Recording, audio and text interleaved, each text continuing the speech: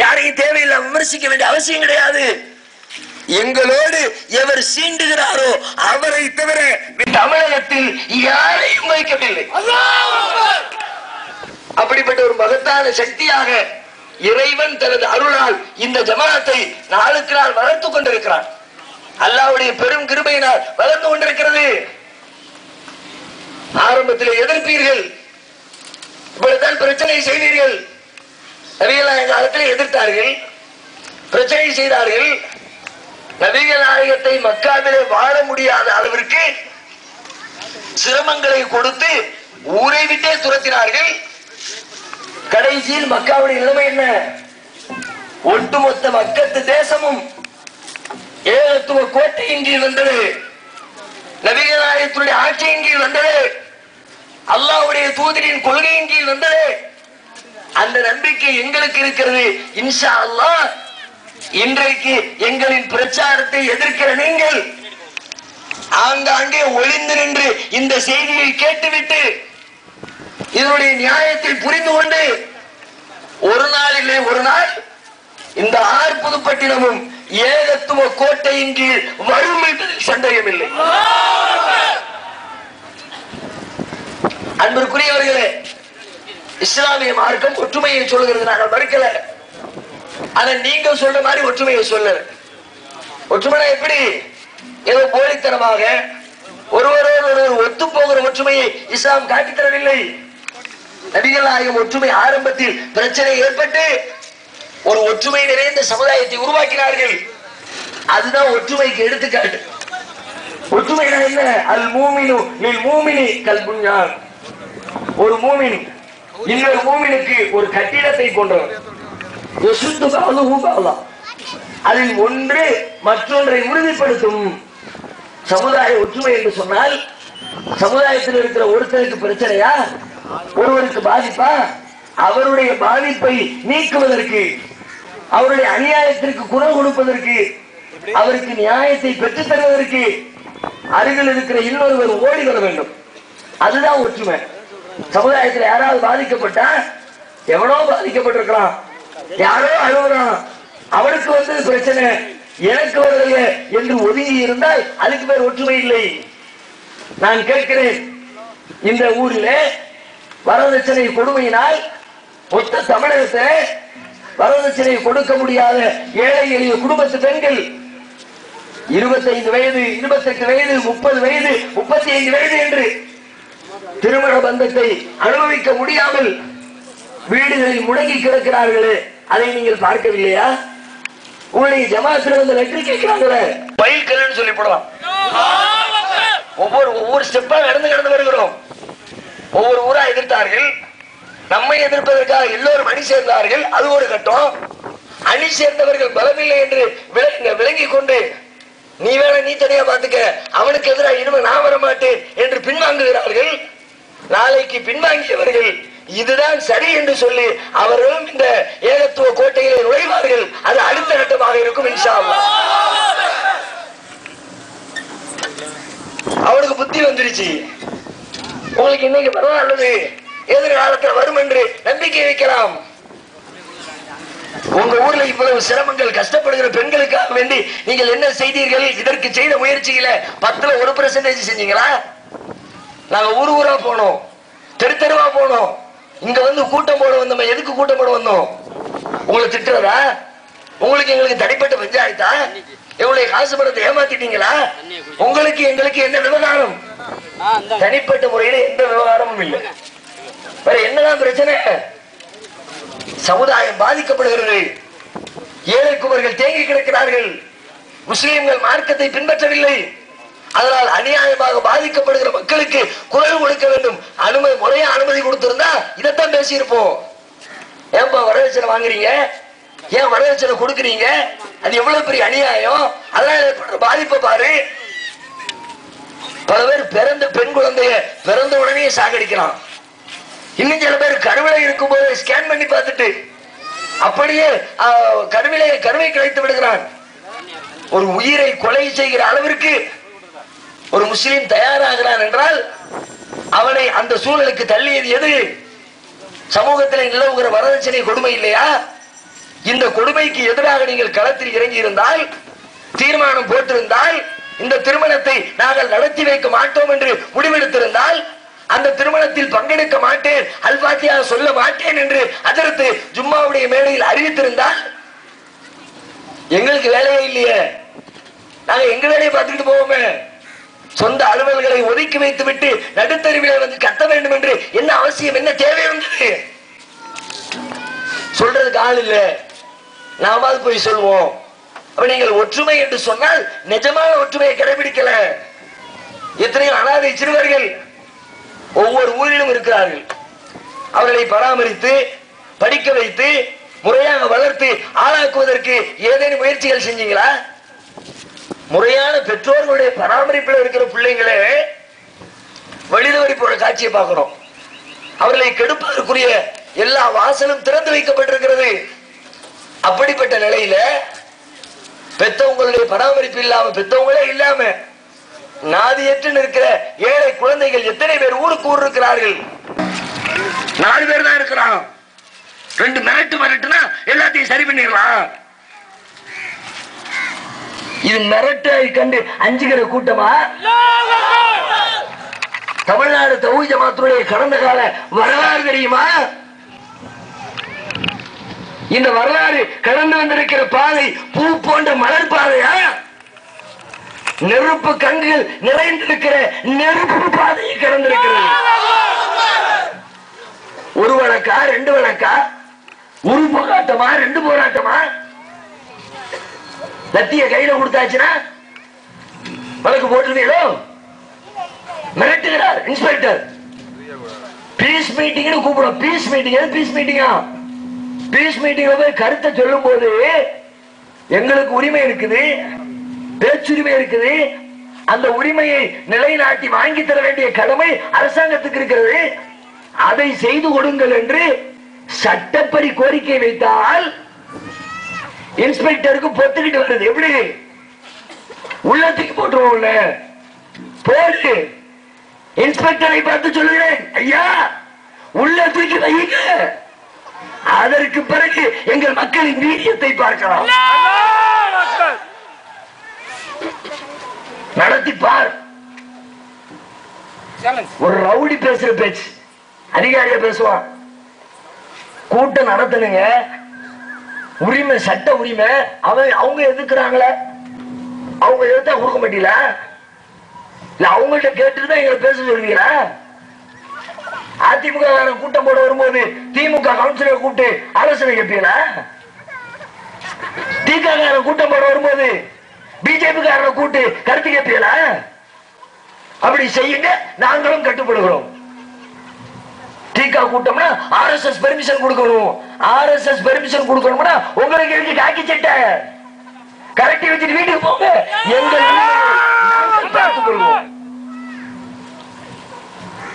நீங்க சட்டத்தை பாதுகாப்பீங்க, நாங்க இங்க பலகீனமா இருக்கிறோம். இந்த ஊர்ல பலமானவர்கள், செல்வ பலம் படைத்தவர்கள், காசு பணத்தை சேர்த்து வச்சிருக்கிறவங்க நிகழ்ச்சி நடக்கிற நேரத்தில் கூட காவல்துறை அதிகாரிகளை அழைத்து வந்து ரோஸ் மில்க் கலைக்கு கொடுத்து கரெக்ட் பண்ணுகிறவர்கள். கொஞ்சமா வெக்க இருக்கணுவாங்க. பிரச்சனை இருக்கு ஊர்ல, 2 டீம் நிக்கிறான். நம்ம போய் அவன் வீட்டுக்குள்ள உட்காந்துக்கிட்டு, அவன் இடத்துக்குள்ள உட்காந்துக்கிட்டு, அவன் தர தண்ணி காப்பி தண்ணியை குடிக்கிறமே, அது காப்பி தண்ணியா வேற மூத்திர தண்ணியான்னு தெரியும். என்ன நினைக்க வேண்டியது இருக்கிறது? இந்த நேரத்தில் இதை செஞ்சோம்னா மக்களிடத்தில் நம்பிக்கை கிடைக்குமா? சாதாரண நேரத்தில் வாங்க போங்க, பிரச்சனைக்குரிய நேரத்தில் 2 பேரும் நிக்கிறான், ஃபைட் பண்ணிக்கிட்டு இருக்கிறான். ஒரு சாராரோடு போய் கொஞ்சம் குழாவினால் அதனால தான் கண்டிக்க வர்றோம். நீதி இல்லை, உங்களிடத்தில் நேர்மை இல்லை, நாணயம் இல்லை. நீங்கள் ஏதோ ஒன்றுக்கு விலை போய்விட்டீர்கள். சந்தேகம் தான், உறுதியா சொல்ல மாட்டான். தௌஹீத் ஜமாத்துக்காரன் ஆதாரம் இல்லாம எதையும் அறுதி பெரும்பான்மையோடு உறுதியா பேச மாட்டான். ஆனா எங்களுக்கு டவுட்டா இருக்கு. பிரச்சனைக்குரிய நேரத்திலேயே தனியா போய் உட்கார்ந்து சர்பத்து குடிக்கிறாருன்னா அப்ப பிரச்சனை இல்லாத நேரத்தில் ஏதோ ஜமாத்து முத்தவல்லிகள் கரெக்ட் பண்ணி இருக்கிறாங்க போல இருக்குது. முதல்ல கூட்டத்தில் பேசுகிறார்கள். பீஸ் மீட்டிங், அமைதி மீட்டிங், அமைதி பேச்சுவார்த்தை. உட்கார்ந்து பேச்சுவார்த்தை நடத்தி சரி உங்களுக்கு ஓகே தெருமுனை கூட்டத்திற்கு பெர்மிஷன் கிராண்டட் கொடுத்துறோம் சொல்லிட்டு வெளியே போய் நிக்கணும். திரும்ப உள்ளுக்குள்ள குசு குசு வந்துடும். யாரோட? ஜமாத்து நிர்வாகிகளோட. அதுக்கப்புறம் கூட்டு கிடையாது. அவன் போலீஸா, அவன் அதிகாரியா, நீங்க அதிகாரிகளா? உங்களுடைய சட்டை பையில் அவர்கள் இருக்கிறார்களா? அவர்களுடைய சட்டப்பைக்குள்ள நீங்க இருக்கிறீங்களா? நேரடியா பேசும்போது முடிவை சொன்னால் அது ஒரு விதம். பேசுறதுக்கு பிறகு ஆட்களை வெளியே அனுப்பிவிட்டு அதுக்கப்புறம் அவர்களோடு கொஞ்சம் கூடாது அதன் பிறகு ஒரு முடிவை அறிவித்தால் இப்படி பல்வேறு விதங்களில் துரோகம் அநியாயம். இந்த செய்தி கேள்விப்பட்டதனுடைய விளைவு இது. நம்முடைய மக்களை ஒடுக்குகிறார்கள், தேவையில்லாமல் மிரட்டுகிறார்கள். மிரட்டலுக்கு அஞ்சுகிற கூட்டம் இல்லை என்பதை சம்பந்தப்பட்ட டிஎஸ்பிக்கு, இன்ஸ்பெக்டருக்கு, தாசில்தாருக்கு மண்டையில் உரைக்கிற மாதிரி சொல்வதற்குத்தான் கூடி இருக்கிறது இந்த கூட்டம்.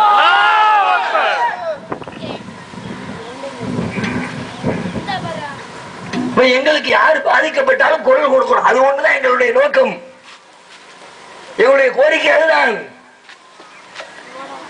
பொய் வழக்கு போடுவேன் என்று மிரட்டினால் நீங்க வழக்கு போடுங்க, நாங்களும் வழக்கு போடுறோம்.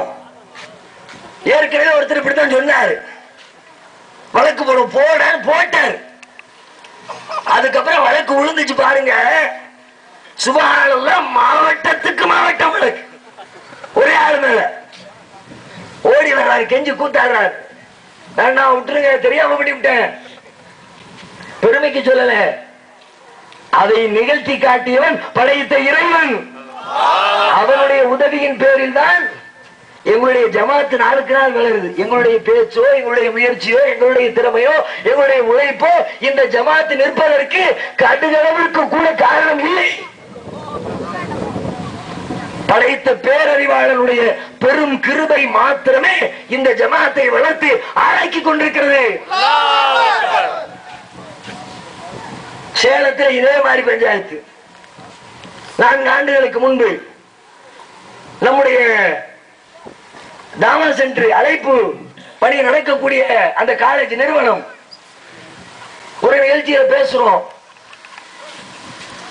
இதே மாதிரி பொறுக்க முடியாத காட்டான்கள் சில பேர் மதரசாக்குள்ள புகுந்து இருக்கிற பொருட்களை அடித்து துவைத்து நாசமாக்கி படித்துக் கொண்டிருந்த மாணவர்கள் மீது கடுமையான தாக்குதல் நடத்தி நடத்துறவங்க யாரு? பெரிய பெரிய கோடீஸ்வரர்கள், அந்த ஊரிலேயே மதிக்கத்தக்க செல்வந்தர்கள், ஊருடைய நாட்டாமைகள்.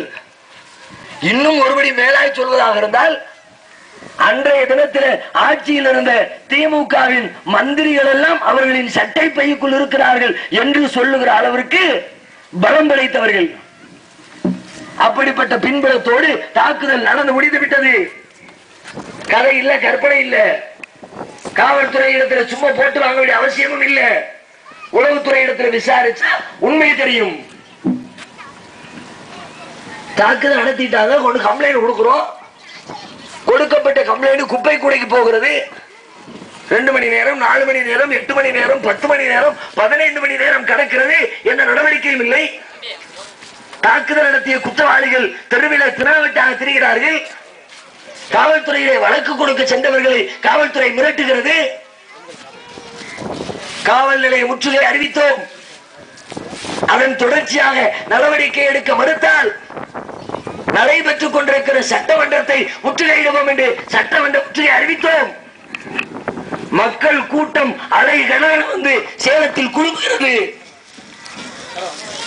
அதுக்கு முன்னாடி இந்த அறிவிப்பை செய்வதற்கு முன்பு மேலதிகாரிகளை சந்திக்க போறோம். இதுக்கு பிறகு பொறுத்திருந்தா தௌஹீத் ஜமாத்துக்கார நம்ம சட்டையை கழட்டி விடுவான். வேற வழி இல்ல. சாட்சிக்காரன் காலில் விழுவதை விட சண்டைக்காரன் காலில் விழுந்துருவோம். உளுந்தாரு ஒரே பெல்ட்டி. ஐயா பார்த்து செய்யுங்க, என்ன ஒண்ணுமா நான் செஞ்சு போடுறேன். சம்பந்தப்பட்ட ஜமாத்தாரத்தில் போய் அதிகாரி பேசி உள்ள தூக்கி வச்சுட்டு ஆகணும். வேற வழி இல்லை. நீ தப்பிக்கணும்னா நீங்க போய் நேரில் பேசுங்க என்று அந்த ஜமாத்து தலைவர்களை நம்முடைய மதரசாவுக்கு அனுப்பி வைத்தார்கள். அதனுடைய வீடியோ பதிவு கூட இன்றைக்கும் இருக்கிறது. அத்தனை பெரியவர்களும் ஜமாத்து தலைவர்களும் பின்புலத்திலிருந்து தூண்டிவிட்டவர்களும் அத்தனை பேரும் சேர்ந்து தெரியாம நடந்துருச்சு, எங்களுடைய இளைஞர்கள் உணர்ச்சி வசப்பட்டுட்டாங்க, அதுக்காக நாங்கள் வருத்தம் தெரிவித்துக் கொள்கிறோம், இனிமேல் இது போன்ற காரியத்தில் நாங்கள் ஈடுபட மாட்டோம் என்று அத்தனை பேரும் நம்முடைய மர்கஸுக்கு வருகை தந்து வருத்தம் தெரிவித்து அப்பவும் நாம சொன்னோம், நீங்க மன்னிப்பு கேட்பது எங்களுடைய நோக்கமில்லை, உங்களை மன்னிப்பு கேட்க வைத்து நான் பெரியவன் என்று உங்களை சிறியவன் என்று சிறுமைப்படுத்துவதற்காக இந்த போராட்டத்தை நாங்கள் அறிவிக்கவில்லை. உண்மையை உணரணும், சத்தியத்தை சொல்வதற்கு எங்களுக்கு வாய்ப்பு கிடைக்கணும். நாங்க பேசாம சொல்லிட்டு போறோம், உங்களுக்கு பிடிச்சிருந்தா கேளுங்க.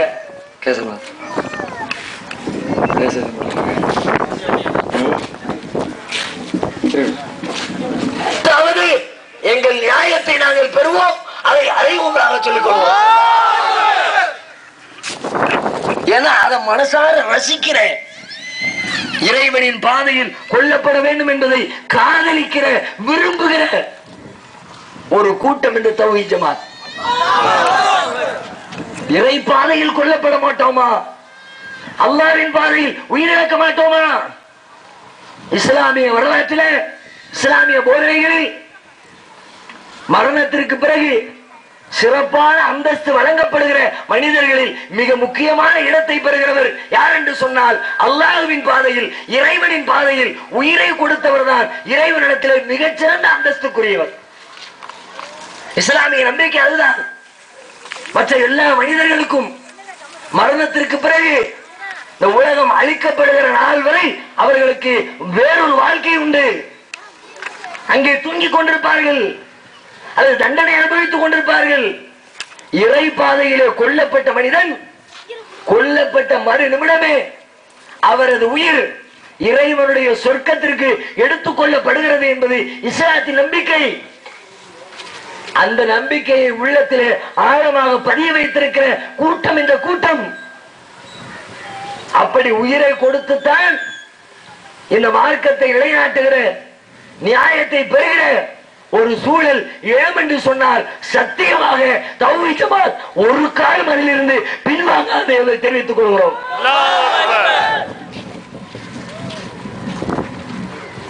சம்பந்தப்பட்ட ஜமாத் மக்களுக்கு சொல்கிறேன், ஆங்காங்கே இருந்து ஒளிந்து மறைந்து கேட்டுக்கொண்டிருக்கிற எதிர்கருத்துடைய மக்களுக்கு சொல்கிறேன், நாங்கள் என்ன தவறாக சொல்லிவிட்டோம்? யாரை விமர்சித்து இழிவுபடுத்தி விட்டோம்? குர்ஆனை பின்பற்றுங்கள் என்று சொன்னோம், நபிகள் நாயகத்தின் போதனைகளை பின்பற்றுங்கள் என்று சொன்னோம். இதிலே என்ன தவறை நீங்கள் கண்டுவிட்டீர்கள்? குர்ஆனை பின்பற்ற சொன்னது தவறா? நபிகள் நாயகத்தின் வாழ்க்கை முறையை கடைபிடிக்க சொன்னது தவறா? எது தவறு? நீங்கள் தவறாக புரிந்து வைத்திருக்கிறீர்கள். நபியை நேசிக்கிறோம் நேசிக்கிறோம் என்று நீங்கள் வாய் மூச்சுக்கு 300 தடவை சொல்வது உண்டு. நேசம் என்றால் எது நேசம்? நபிகள் நாயகத்திற்கு மீலாது விழா எடுப்பது நேசமா? நபிகள் நாயகம் சொன்ன வாழ்க்கை முறையை நமது வாழ்க்கையிலே கடைபிடிப்பது நேசமா? அவர்கள் காட்டிய அடிப்படையில் இறைவனை வழிபடுவது நேசமா? அவர்கள் காட்டிய அடிப்படையில் நம்முடைய திருமணத்தை நடத்துவது நேசமா? உண்மையான நேசத்தை வெளிப்படுத்துங்கள். போலியாக நேசம் நேசம் என்று சொல்லிக் கொள்பவர்களை அல்லாஹ் நேசிப்பதில்லை. அல்லாஹ் சொல்கிறார், குல் நபியே நீங்கள் சொல்லுங்கள், இன் குன்தும் துஹிப்பூன அல்லாஹ், அல்லாஹ்வை நீங்கள் நேசிப்பதாக இருந்தால், அல்லாஹ்வுடைய நேசம் உங்களுக்கு கிடைக்க வேண்டும் என்று சொன்னால், ஃபத்தபிஊனி என்னை நீங்கள் பின்பற்றுங்கள், யுஹிப்புக்கும் அல்லாஹ், அல்லாஹ் உங்களை நேசிப்பான். அதுதானே சொன்னோம். மௌலூது ஓதாத ஏன் சொன்னோம்? நபிகள் நாயகம் ஓதல, அவங்க ஓதுமாறு கட்டளை இடல. நபிகள் நாயகத்துல பாடம் படித்த சஹாபாக்கள் ஓதல. இன்னும் சொன்னா நபிகள் நாயகத்தை புகழ் பாடுகிறோம் என்ற பெயரில் அவர்களை புகழவில்லை. அந்த மௌலூது பாடலில் நபிகள் நாயகத்தை இழந்து கொண்டிருக்கிறீர்கள். ரசூலுல்லாஹ் சொன்னாங்க, லா துத்ரூனி கமா அத்ரத்தின் நஸாரா ஈஸா இப்னு மரியம், மரியமுடைய மகன் ஈசாவை கிறிஸ்தவ சமுதாய மக்கள் வரம்பு மீறி புகழ்ந்ததை போன்று என்னை நீங்கள் புகழ்ந்து விடாதீர்கள். ஏன் லெவல்ல வச்சு என்ன புகழுங்க, அல்லாஹ்வுடைய இடத்துல வச்சு என்ன புகழாதீங்க. அல்லாஹ் செய்கிற வேலையை அல்லாஹ் மட்டுமே செய்வான். வலம் யகுல் லஹு குஃபுவன் அஹத், அவனுக்கு நிகராக அவன் செய்கிற காரியத்தை செய்வதற்கு உலகத்தில் யாரும் கிடையாது, எதுவும் கிடையாது. இதைத்தான் நபிகள் நாயகம் சொன்னார்கள். ஆனால் நீங்கள் படிக்கிற மௌலூது என்ன சொல்கிறது? அல்லாஹ் செய்கிற வேலையை நபிகள் நாயகம் செய்வார்கள் என்று மௌலூது சொல்கிறது. அந்த கஃபாருல் கதாயா வல் ذنوبில் மூபிகாத், அழித்து விடுகிற பாவங்களை எல்லாம் மன்னிக்கிற மன்னிப்பாளரே யாரு? ரசூலுல்லாஹ். ரசூலுல்லாஹ் சொன்னாங்களா? எல்லா பாவத்தையும் நான் மன்னிப்பேன்னு சொன்னாங்களா? குர்ஆன் என்ன சொல்கிறது? உமை யக்ஃபிரு ذுனூப இல்லல்லாஹ், உங்களுடைய பாவத்தை அல்லாஹ்வை தவிர மன்னிக்கிறவன் வேறு யாரா இருக்கிறான்? அல்லாஹ் தான் மன்னிப்பான்னு குர்ஆன் சொல்லுது. அப்படிதான் ரசூலுல்லாஹ் சொன்னாங்க. ஆனா நம்ம என்ன சொல்றோம்? இல்ல இல்ல ரசூலுல்லாஹ் மன்னிப்பாங்க. இது ரசூலுல்லாஹ் சொன்னதை செயல்படுத்துவதா அதற்கு எதிராக பேசுவதாக அமையுமா? அதனால ஓதாதீங்கன்னு சொன்னோம். இது தப்பா? கத்தம் ஓதாதீங்க, பாத்தியா ஓதாதீங்க. இறந்து விட்டவர்களுக்காக கத்தம் ஓதுகிற மரபு இஸ்லாத்தில் கிடையாது. அது ஆலிம் பெருமக்கள், அதர்த்துமார்கள் தங்களுடைய வருமானத்திற்காக செய்து வைத்துக் கொண்ட ஒரு ஏற்பாடு. குர்ஆன் என்பது மனிதன் பார்த்து படித்து விளங்கி சிந்தித்து தன் வாழ்க்கையில் கடைபிடிப்பதற்காக அல்லாஹ்விடமிருந்து அருளப்பட்டிருக்கிறது. இறந்தவர்களுக்கு ஓதி பார்சல் செய்வதற்காக அனுப்பப்பட்ட வேதம் இல்லை. குர்ஆன் அப்படித்தான் சொல்கிறது. லிதுன்திர மன் கான ஹய்யன், உயிரோடு இருப்பவர்களை எச்சரிப்பதற்காக இந்த குர்ஆனை இறக்கி இருக்கிறோம். அப்படி குர்ஆன் சொல்கிறது. இறந்தவர்களுக்கு ஓதுகிறீர்கள் 10 கத்தம் 20 கத்தம் 40 கத்தம் நபிகள் நாயகம் ஓதினார்களா? அவர்களுடைய வாழ்க்கையில எத்தனை பேர் மரணித்தார்கள்? ரசூலுல்லாஹ்வுடைய நேசத்திற்குரிய மனைவி கதீஜா மரணித்தார்கள். நபிகள் நாயகத்துடைய பெரிய தந்தை ஹம்சா மரணித்தார்கள். நபிகள் நாயகத்துடைய மகள் ருக்கையா மரணித்தார்கள். நபிகள் நாயகத்துடைய மகள் ஜைனப் மரணித்தார்கள். நபிகள் நாயகம் பெற்றெடுத்த பிள்ளை உம்மு குல்சூம் மரணித்தார்கள். ஆச்சரியமா இருக்கும். உலகத்துல 50 பேர் சேர்ந்து 2 பேரை விளக்கலாம். 2 பேர் சேர்ந்து 50 பேரை விளக்கிய வரலாற்றை படிச்சிருக்கிறீர்களா? படிக்க நினைக்கிறவர்கள் தௌஹீத் ஜமாத்துடைய வரலாற்றை புரட்டுங்கள். ஒவ்வொரு ஊரிலும் சின்னஞ்சிறிய கூட்டமாக இருக்கிற எங்களின் கொள்கை சகோதரர்கள் இந்த கொள்கைக்கு எதிராக மற்றவர்கள் இருக்கிற காரணத்தினால் மனித குலத்திற்கு முன்மாதிரியாக அருளப்பட்டிருக்கிற நபி இப்ராஹிம் அலைஹிஸ்ஸலாத்துடைய வாழ்க்கையின் முன்மாதிரியை உள்ளத்திலே ஏற்றிருக்கிற இந்த ஏகத்துவ சிங்கங்கள் நீ என்ன ஊற வளர்க்கிறது? இப்ராஹிம் நபி சொன்னார்கள், இன்னா புராவு மின்கும் வ மிம்மா தஅபுதூன மின் தூனில்லாஹ், உங்களை விட்டு அல்லாஹ்வை விடுத்து நீங்கள் வணங்குகிற தெய்வங்களை விட்டு நான் விலகிக் கொண்டேன்.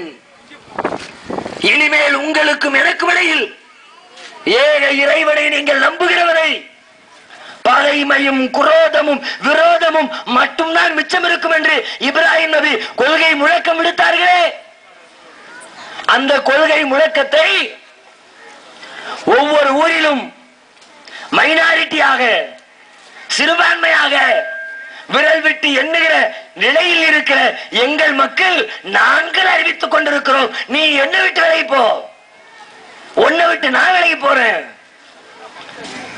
விலகுனா நீங்க விளக்குனா என்ன, நாங்க விளக்குனா என்ன? நாங்க விலகி போனா மறுமையில் அல்லாஹ்விடத்திலே எங்களுக்கு ஜன்னத் இருக்கிறது. அல்லாஹ் வாக்குறுதி இருக்கிறார். இப்ராஹிம் நபியுடைய வாழ்க்கையை பின்பற்றி உனக்கு சுவனம் இறைவன் வாக்குறுதி தருகிறார். நாங்கள் புறக்கணிப்பது மறுமையின் வெற்றிக்கு, நீங்கள் புறக்கணிப்பதால் ஏற்பட்ட விளைவு என்ன? அதனால எங்களுக்கு என்ன பாதிப்பு? கல்யாணத்துக்கு தப்தர் தர மாட்டியா? ரொம்ப சந்தோஷம்.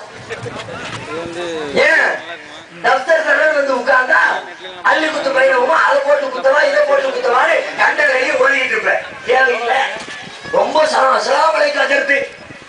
தப்தர் தரமாட்டியல்ல, திடீர்னு வந்து தப்தர் தந்துடாதிய, அதான் வருத்தம் எங்களுக்கு. தப்தர் வந்து சபையில வந்து உட்கார்ந்து விட்டீங்கன்னா பாத்தியா வந்து நம்பியல, கரகமணி கட்ட நம்பியல, தாலி போட நம்பியல, என்னத்தை எல்லாம் சொல்லுவியல. இப்ப அந்த முசீபத்துகளில் இருந்து விலகி திருமணத்தின் போது நபிகள் நாயகம் சொன்னார்கள், அன்னிக்காவின் சுன்னதி, திருமணம் எனது வழிமுறை, பவன் ரலிப அன் சுன்னதி படைச மின்னி, அதை அதை புறக்கணித்தவன் என்னை சார்ந்தவன் இல்லை என்று சொன்னாங்க. அந்த நபிகள் நாயகத்தின் வழிமுறைப்படி எங்கள் திருமணத்தை நாங்கள் சுன்னத்தான அடிப்படையில் செய்து கொள்வதற்கு நீங்கள் விலகியது ஒரு பெரிய வாய்ப்பு. தப்தர் தராட்டி போக ரொம்ப சந்தோஷம். எங்களுக்கு தப்தர் இல்லையா? எங்களால் பதிவு செய்ய முடியாதா? இன்னும் தெளிவா சொல்றதா இருந்தா உங்க தப்தருக்கு அரசாங்கத்தின் பார்வையில வேல்யூ கிடையாது. கல்யாணம் முடிக்கிற மாப்பிள்ளையும் பொண்ணு தான் தலையை தூக்கி வச்சு முத்திக்கணும். கவர்மெண்ட்ல போய் கொடுங்க, பாஸ்போர்ட் ஆபீஸ்ல கொடுங்க, கிழிச்சு குப்பையில எழுந்துருவான். யார்கிட்ட இருந்து கொண்டு ஓடு அப்படின்னு.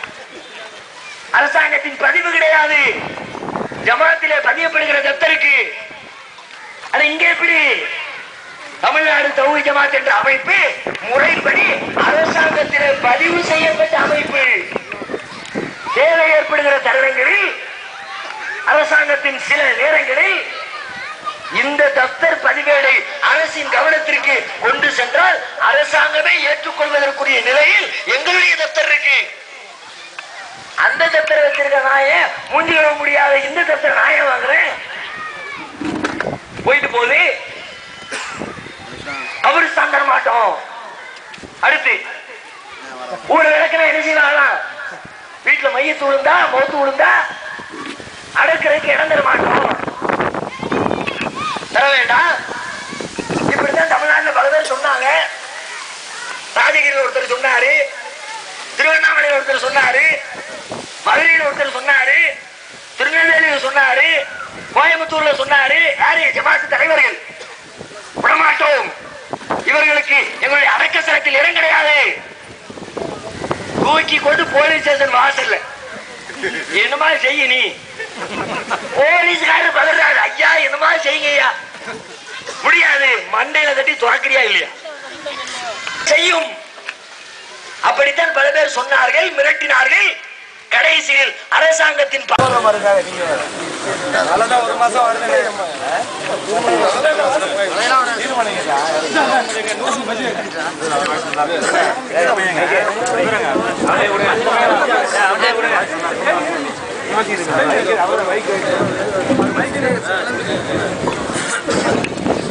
அஸ்ஸலாமு அலைக்கும் வரஹ்மத்துல்லாஹி வபரகாத்துஹு. இப்பொழுது தீர்மானம் வாசிக்கப்படுகிறது. ஒவ்வொரு தீர்மானத்தின் போதும் கைகளை உயர்த்தி அல்லாஹ் அக்பர் என்று சொல்லுங்கள். முதலாவது தீர்மானம், தமிழ்நாடு தௌஹீத் ஜமாத் ஆர் புதுப்பட்டினம் கிளையின் கோரிக்கையை ஏற்று ஆர் புதுப்பட்டினம் ஊராட்சி ஒன்றிய நடுநிலை பள்ளிக்கு ஒரு ஆசிரியரை நியமித்ததற்கு நன்றியை தெரிவித்துக் கொள்கிறோம். ஆனால் பள்ளியில் பயிலும் மாணவர்களின் எண்ணிக்கைக்கு ஏற்ப போதுமான ஆசிரியர்கள் இல்லை. இது மாணவர்களின் கல்வித்தரத்தை பாதிக்கும் செயலாகும்.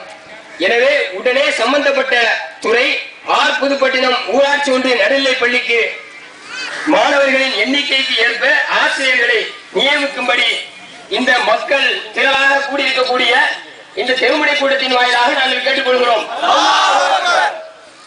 நீலிசலில் இருந்து ஆர் புதுப்பட்டினம் முஸ்லிம் தெருவிற்கு வரும் தார் சாலை மனிதர்கள் பயணிக்க முடியாத தரமற்ற நிலையில் உள்ளது. இதை உடனே சம்பந்தப்பட்ட துறை போர்க்கால அடிப்படையில் தரமான சாலை அமைத்து தர வேண்டும்.